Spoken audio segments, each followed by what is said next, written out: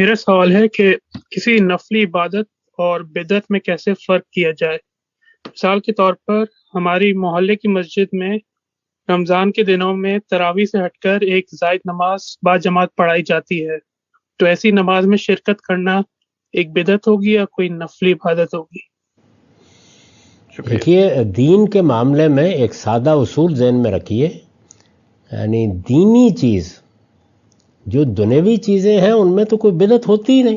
آپ گاڑی پر سوار ہو گئے یا آپ جہاز پر سوار ہو گئے یا کار پہ آ گئے، دینی چیز کوئی اگر آپ کی مسجد میں ہو رہی ہے، کہیں ہو رہی ہے، اور وہ رسول اللہ کے زمانے میں نہیں ہوتی تھی، بس وہ بدعت ہے، اس سے بچنا چاہیے۔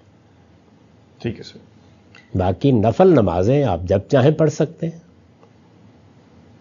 اس کے لیے جماعت بھی کرا سکتے ہیں، یعنی 2 لوگ ہیں، 10 لوگ ہیں، فرض کیجئے کہ کہتے ہیں کہ بھئی آج ہم مل کے کوئی 4 نفل پڑھتے ہیں، کوئی حرج کی بات نہیں اس لیے کہ نفل پڑھنے کی اجازت اللہ تعالیٰ نے اور اللہ کے پیغمبر نے دی ہے، بلکہ اس کو بتایا ہے کہ من تطوع خیرا فإن اللہ شاکر علیم۔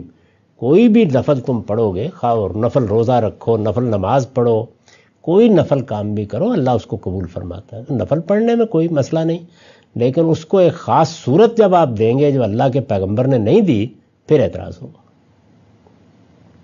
تو اس میں اگر لوگ دوسروں کو بھی ترغیب دیں کہ آپ بھی ہمارے ساتھ یہ نفل پڑھیں، یہ کام اس طریقے سے کریں، اس کا جواب دینا چاہیے کہ پڑھائیں گے ہم گھر میں، ٹھیک ہے، یعنی کیونکہ اس طرح کی چیز کو پہلے مرحلے میں تو ایسے ہی شروع کیا جاتا ہے، جی آہستہ آہستہ پھر لوگ بھول جاتے ہیں کہ یہ چیز کیا بن گئی ہے۔ ٹھیک ہے، تو کسی چیز کو جیسے وہ عام ہے، یعنی دیکھیے نا، یہ عام بات ہے کہ آپ کوئی نفل جب چاہیں پڑھ لیں، یہ عام رہے گی، کبھی بدعت نہیں بنے گی۔ جب آپ اس کو کوئی خاص شکل دیں گے بن جائے گی۔